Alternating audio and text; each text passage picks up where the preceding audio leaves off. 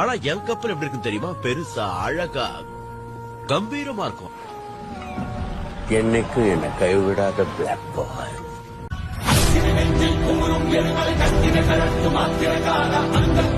அடிமுடி வேரில் அடலை திரட்டு தைரியக்கார